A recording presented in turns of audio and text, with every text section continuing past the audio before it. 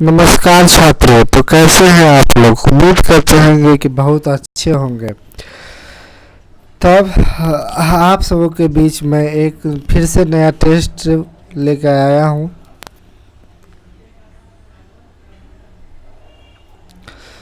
जो कि और सभी एग्ज़ाम के लिए नस्ते नाबूद करने के लिए। तो चलिए ज़्यादा समय नहीं लेते हुए आप सबों के बीच पहला ही प्रश्न लेकर आ गए हैं। तो चलिए यहाँ पे पहला प्रश्न है कि गंगा नदी बांग्लादेश में गंगा नदी को बांग्लादेश में क्या कहा जाता है? ठीक है, थोड़ा सा मैं जूम अप कर देता हूँ। तो पहल थी गंगा नदी को बांग्लादेश में क्या कहा जाता है? तो दोस्तों इसको बांग्लादेश में पद्मा के नाम से जाना जाता है। ठीक है, इसको पद्मा के नाम से जाना जाता है। एक मिनट थोड़ा वेट कर लीजिएगा। ठीक है, अगला प्रश्न है दोस्तों, अगला प्रश्न है कि गांधी जी का जन्म 2 अक्टूबर 1869 ईस्वी में किस स्थान पर हुआ था? किस स्थान पर हुआ था? तो दोस्तों इनका जो जन्म हुआ था वह दोस्तों पोरबंदर में हुआ था। ठीक है, अगला प्रश्न है कि थोड़ा सा मैं जूम अप कर देता हूँ। अगला प्रश्न है कि संविधान के किस अनुच्छेद के तहत भारत राज्य का संघ कहा जाता है? तो दोस्तों भारत राज्यों का संघ अनुच्छेद 1 के तहत कहा जाता है। Option 1 number. ठीक है, अगला प्रश्न है दोस्तों तमिलनाडु राज्य की राजधानी कहाँ पर है? तो दोस्तों तमिलनाडु राज्य की राजधानी जो कि चेन्नई है। ठीक है, अगला प्रश्न है कह रहा है कि किस देश के मुद्रा को टका कहा जाता है? ठीक है, टका के नाम से जाना जाता है। तो आप लोगों को तो पता होगा कि टका किस देश की होती है, तो बांग्लादेश की। ठीक है, यहाँ पे है बांग्लादेश की मुद्रा को टका कहा जाता है। ठीक है, यहाँ पे 6 नंबर प्रश्न कि फलों को अध्ययन को क्या कहते हैं? फलों के अध्ययन को दोस्तों क्या कहते हैं? तो ये दोस्तों फलों के अध्ययन को पोमोलॉजी कहते हैं। ठीक है, अगला प्रश्न कि मद्रास का नाम बदलकर चेन्नई किस वर्ष किया गया था? मद्रास को नाम बदलकर चेन्नई किस वर्ष किया गया था? तो दोस्तों इसका जो इसका डेट है 1996। ठीक है, अगला प्रश्न है कि दोस्तों नंबरिंग पर नहीं जाइएगा, नंबरिंग थोड़ा सा गलती है टाइपराइटर की वजह से। तो प्रश्न पे ध्यान दीजिएगा। कह रहा है कि गोलक झरना कहाँ पे स्थित है? गोलक झरना दोस्तों कहाँ पे स्थित है?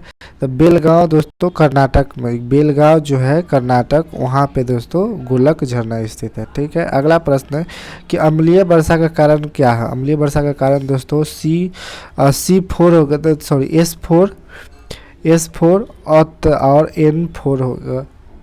ठीक है, सॉरी मिस्टेक हो गया यहाँ पे दोस्तों। इसका तो CO2 NO2। ठीक है, हम 200 अति का मतलब सूत्र लिख दिए थे। अगला प्रश्न है कि रासायनिक, क्या प्रश्न है पता नहीं चल रहा है। 20 नंबर प्रश्न है। अच्छा चलिए 20 नंबर प्रश्न पे देखते हैं। 20 नंबर प्रश्न है, 20 नंबर नहीं मतलब ये नंबरिंग पर नहीं जाएगा। कह रहा है गुड ऑफ पुस्तक के लेखक कौन है? तो दोस्तों गुड ऑफ पुस्तक के लेखक कौन है?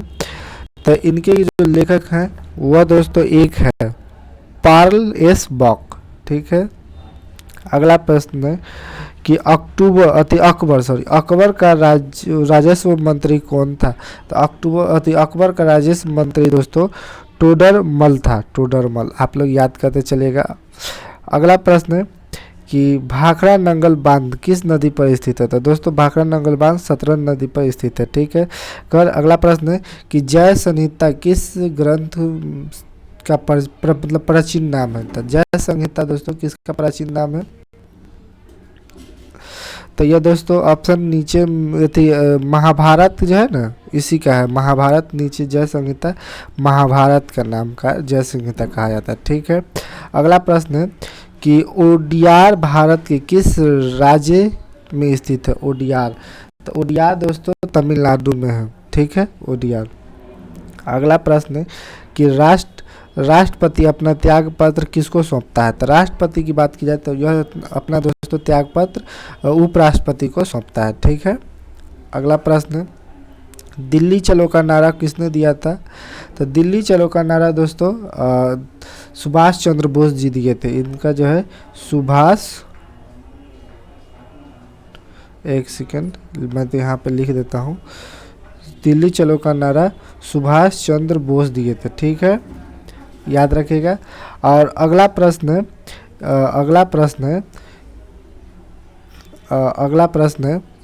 कि क्या कहता है कि हेमेटाइट किस अयस्क को कहते हैं। हेमेटाइट की बात की जाए तो किस अयस्क को कहते हैं दोस्तों। तो यह दोस्तों ऑप्शन डी लोहा को कहते हैं। ठीक है, ऑप्शन डी लोहा को कहते हैं।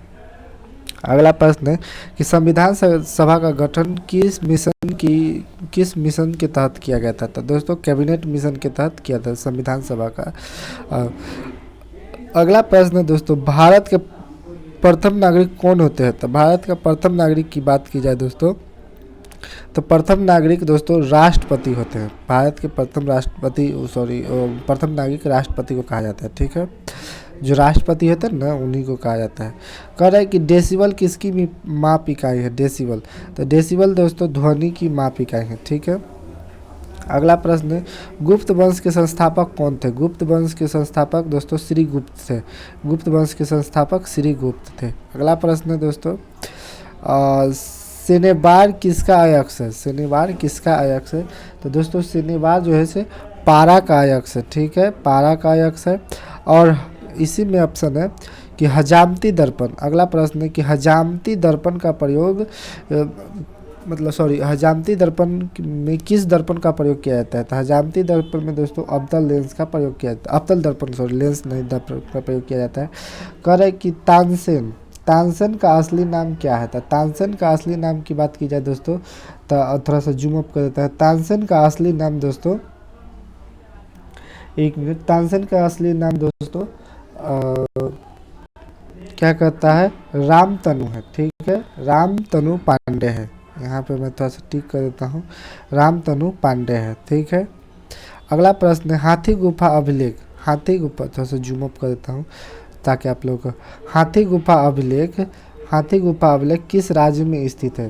तो हाथी गुफा अभिलेख दोस्तों किस राज्य में है। तो ओडिशा में स्थित है। ठीक है, ओडिशा में। अगला प्रश्न है कि हाथी गुफा अभिलेख का संबंध किस धर्म से है। तो दोस्तों यह जैन धर्म से संबंध है। ठीक है।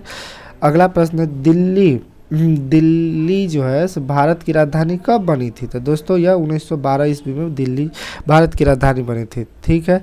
अगला प्रश्न है कि ए सुलोर एडेंजा पुस्तक के लेखक कौन थे। तो यह दोस्तों ऑप्शन सी है अरुण सैरी जो है इनके लेखक थे। ठीक है। तो दोस्तों अगला प्रश्न है कि ध्यानचंद स्टेडियम कहाँ पे स्थित है। मेजर ध्यानचंद जो है से स्टेडियम कहाँ पे स्थित है। तो मेजर ध्यानचंद की बात की जाए दोस्तों तो यह दोस्तों कहाँ पे स्थित है।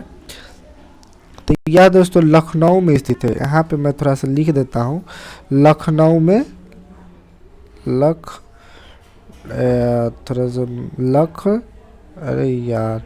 लखनऊ में स्थित है। ठीक है, आप लोग यहाँ से टाइप नहीं कर पा रहा हूँ जूम अप के कारण। ठीक है।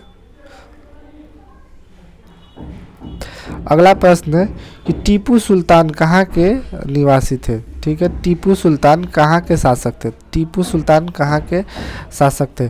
तो ये लोग ये प्रश्न का ऑप्शन मतलब आंसर कमेंट करके बताइएगा। तो उम्मीद करते हैं कि आप लोगों को समझ पा रहे होंगे। तो दोस्तों कैसे लगे वीडियो आप कमेंट करके ज़रूर बताइएगा, और कमेंट करिएगा तो हमको भी मनोबल बढ़ेगा कि किस तरीके से बच्चों को हेल्प हो रहा है, अच्छा लग रहा है या नहीं।